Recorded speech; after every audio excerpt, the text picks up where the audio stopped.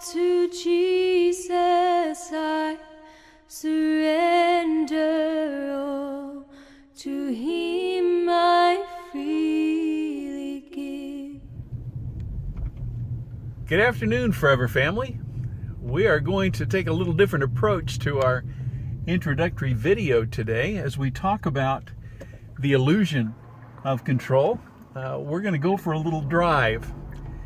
Now, one thing about travel, driving along in a car, is I have some control over this car, hopefully. I've got the steering wheel, I have the accelerator and the brake, I can turn on the turn signals and all that kind of thing and direct this car.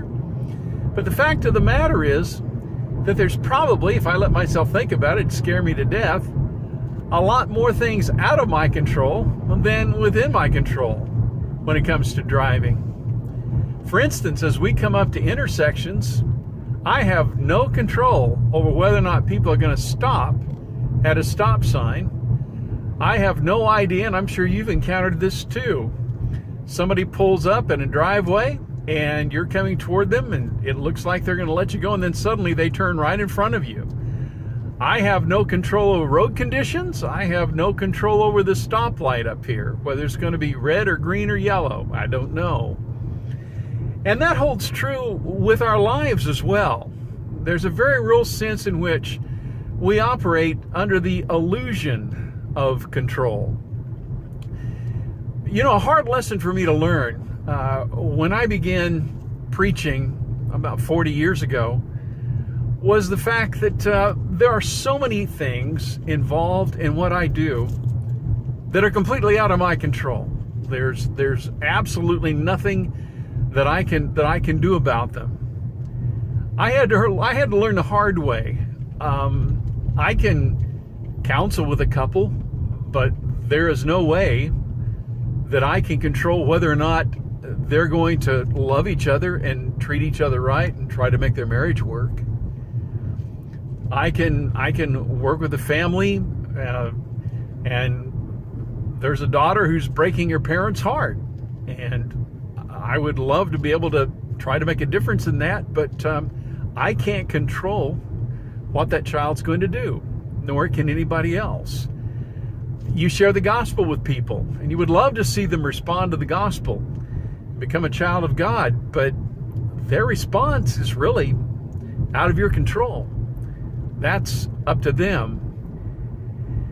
It took me a while and a lot of, to be honest with you, depression and kind of grieving on my part to finally wake up to the fact, hey, there's a lot of things over which I have no control. And I just have to accept that I don't have any control in these areas. When I came to the point where I understood that in preaching, what I'm called to do is not control stuff. What I'm called to do is just be faithful. What I'm called to do is to preach the word, be instant in season, out of season, reprove, rebuke, exhort with all long suffering and doctrine, quoting 2 Timothy chapter 4. As Paul had exhorted Timothy a little earlier, what I'm called to do is to be an example in word and manner of life and love and faith and purity. I can do that. But there are so many things that I can't control, I can't fix, I can't make work. And that's true in all of our lives, not just in my life at all, but in all of our lives. That's true. And it's important that we come to that realization, because if you don't, as you well know, you're going to be miserable. Because you're going to be trying to control areas that you can't control, force issues that you have no power to enforce. And you just end up frustrated and angry and depressed and ineffective. And so we've got to understand that in so many areas, we operate under, at best, an illusion of control. Now, let me share with you an illustration of what I'm talking about here and give it a spiritual application. Most of us, are trying to save back some money for emergencies, for retirement, for that kind of thing. And if you do, and you've got a 401k or a IRA or something like that, you've probably got some of that money invested in the stock market. Well, lately, what's the stock market been like? The stock market's been up, it's been down, it's been like a roller coaster. It'll move 1,000 points in a day in a given direction. And the fact of the matter is that while for a lot of us, our savings, our retirement, to a great degree, rest on how the market does, we have no control over the stock market whatsoever. I have no control over the market. Absolutely, to say the least, no say at all about the direction that the market's going to go. All I can do, the very best that I can do, is try to react to what the market does. I can't control the market. I can react to what the market does. Here's the problem. I don't know how. I've never studied the markets. That's not been an area of particular interest to me. And I don't know anything about investing in the markets and the ups and downs of it at all.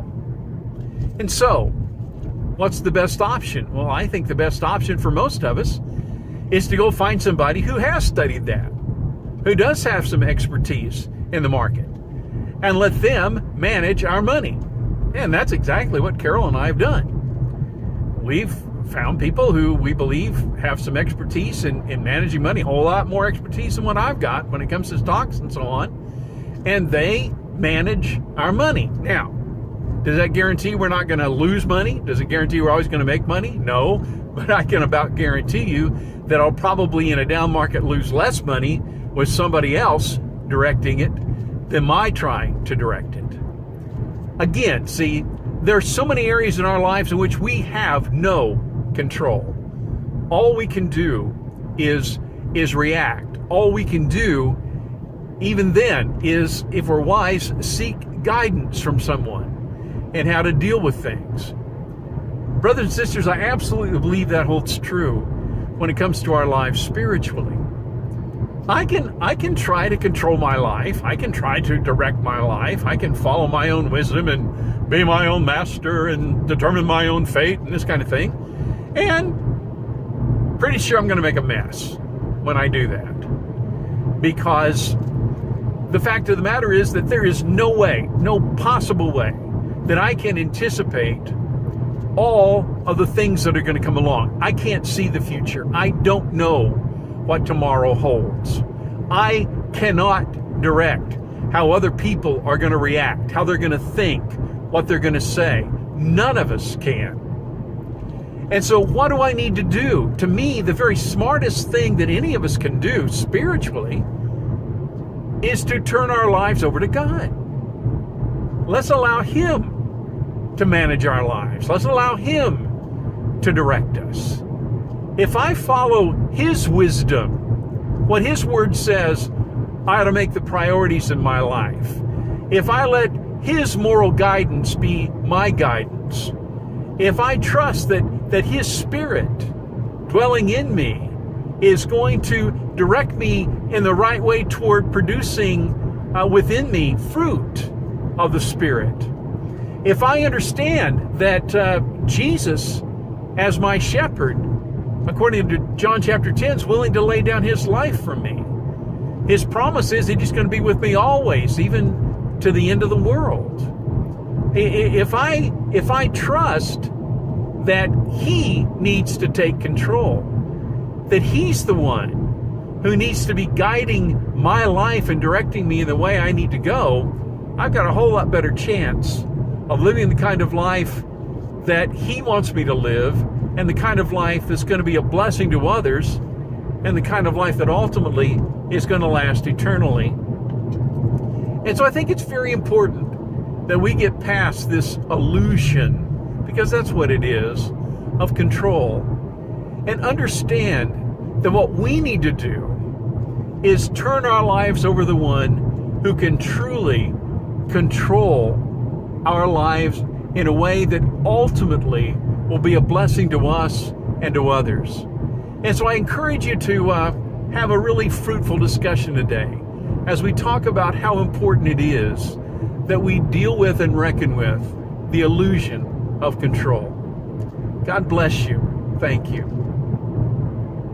Take my life and let it be all for you and for your glory. Take my life and let it be yours.